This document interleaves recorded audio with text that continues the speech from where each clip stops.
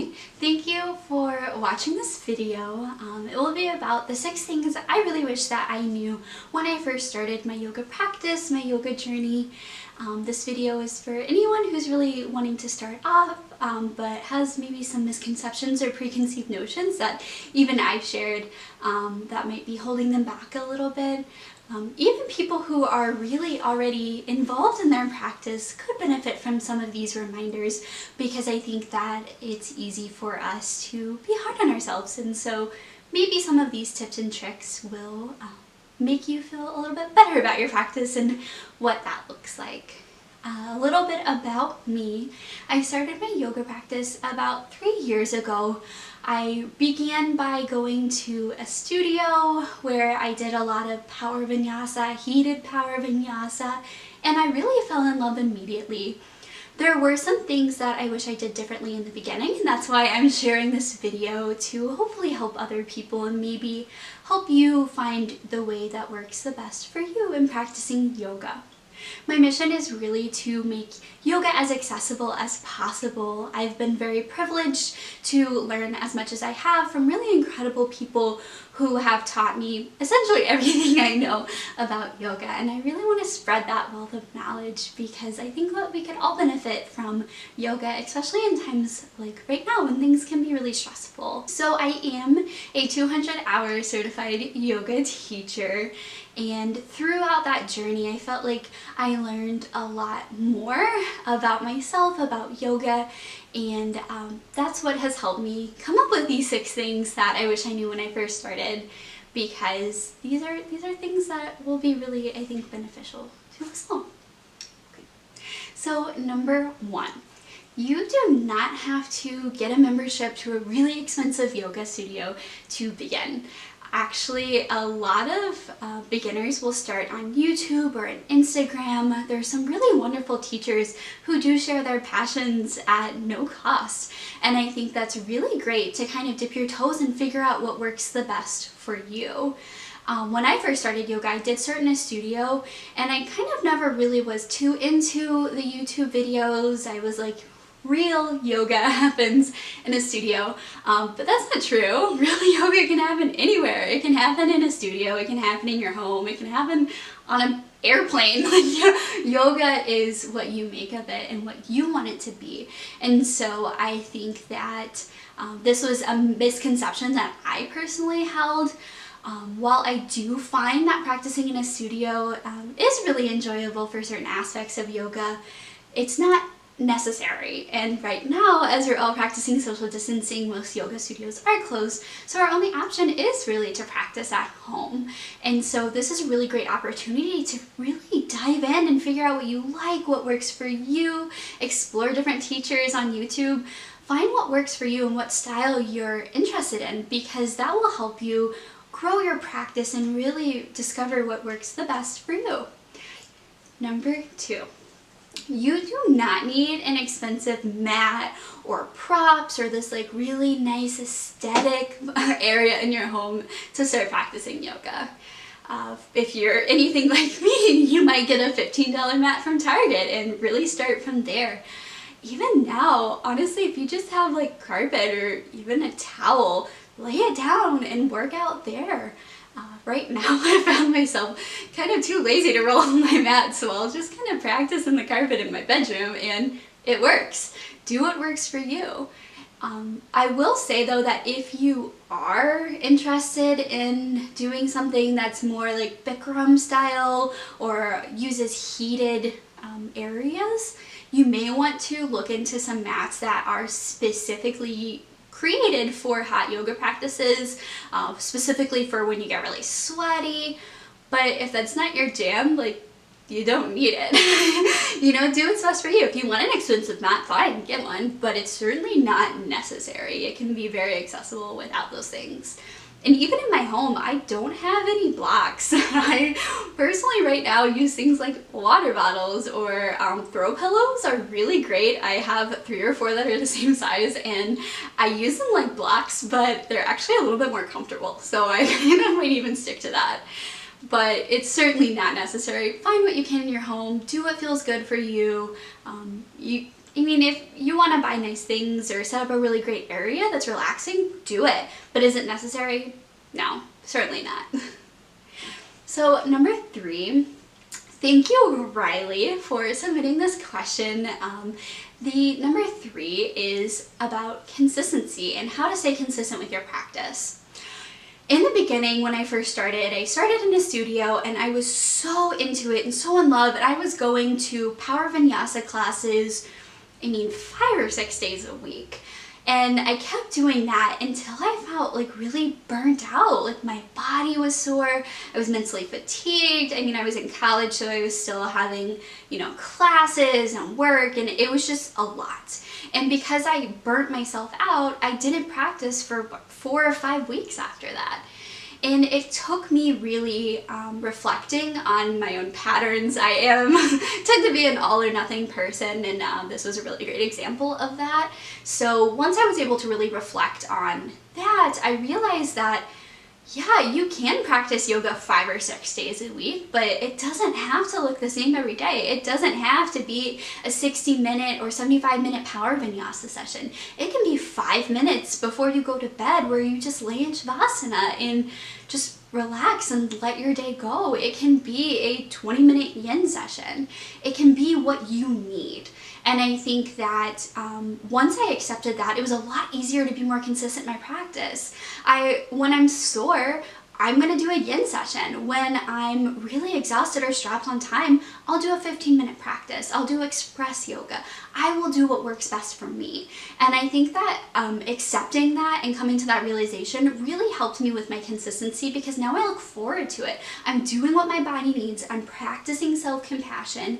And that is what really has helped me the most in my consistency. Another thing that I really like to do is I will actually put on my Outlook calendar when I'm going to practice. I am more of an evening practice. I'm a candlelit girl. I love it. And so what I'll do is I'll take my Outlook calendar and I will maybe mark out 30 minutes, an hour on my calendar, so I know that that time in the evening is for me. It is mine. It's for my practice. And sometimes I don't use the whole time. Maybe if I'm only feeling 30 minutes of the hour I have scheduled, that's what I'll do. But I know that that time is for me, and that has really helped me be more accountable and also consistent with my practice, because consistency is where you're going to find the best results. I'm not talking physically, I'm talking mentally, spiritually. All of these different aspects of yoga really are beneficial to you. And so when you are more consistent with your practice, it does really help you better. It helps you more in the long run. It helps you find peace and really get what you're looking for out of yoga. So number 4 kind of ties in with number 3 a little bit. When I first started practicing, again, I started with power vinyasa. That's all I did. I would go to heated power vinyasa classes. I thought that that's what I needed to do. That was really the only kind of yoga that interested me.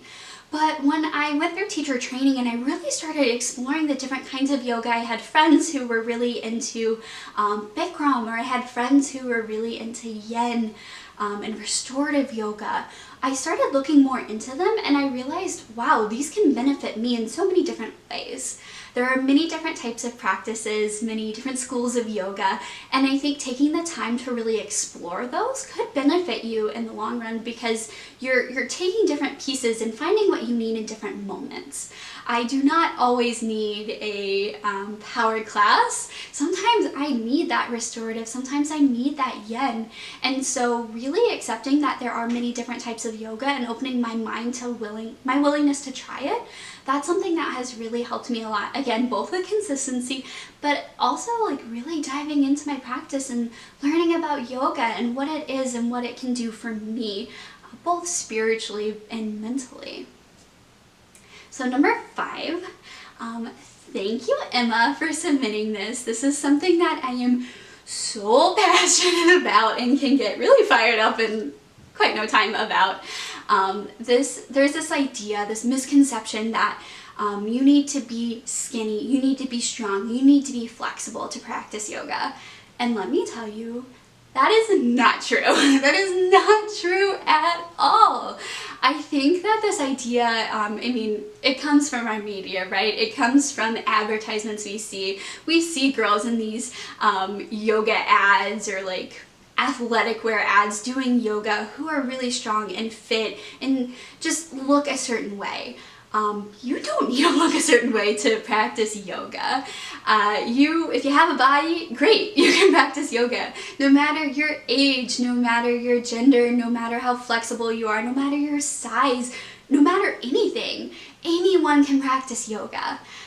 Accessibility is something that's really important to me, really in all aspects of my life. People who have who use wheelchairs, people who have quadriplegia or paraplegia can practice yoga. I just really think that this is a common misconception that I'm really excited to debunk, because yoga is accessible to everyone. You just have to really explore, find what works for you. I think it's a really weird paradox that we say that you need to be flexible to do yoga, but yoga also increases flexibility. So it's like, I mean, which one comes first? Like, yeah, flexibility is a great benefit of doing yoga, but is it your main benefit? Is it the main outcome that we should have? No. For people who can just throw these inversions and easily do some really advanced, maybe chin stands or handstands, things like that, that's great. That is yoga. But so is sitting in easy seat, the original yoga pose, and just trying to clear your mind. Yoga is not just physical movement. While that is a great aspect of yoga, there is the spiritual, the mindfulness. There's all of these different components of yoga that are really important as well. And then this kind of ties into point number 6. My final point is that modifications do not equal weakness. This is something that I've really had to ingrain into myself, because when I first started, I didn't want to take modifications. I didn't want to use props. Like, I wanted to do yoga the right way. And newsflash, there is a right way to do yoga. Modifications are a great way for you to build strength, to help with flexibility, to help you with form, and to even get deeper into poses. I think this is something I'm really passionate about, because I was that person who would be uncomfortable in a pose, or maybe would even do something the wrong way, have alignment that could potentially be harmful to myself, because I was stubborn and didn't want to use a modification or use a prop. But now, if you see me practice in studio, I literally build a block fortress around my mat, because I like to have these options. I like to have the flexibility to do what I need. And this also, I guess another bonus point with this is, if a pose does not feel good for you, don't do it. If you're not in the mood, if it's just not something that you think is going to serve you, it's not necessary. I have some pretty significant wrist injuries in my life, and you'll never see me do a side plank with my hand down flat.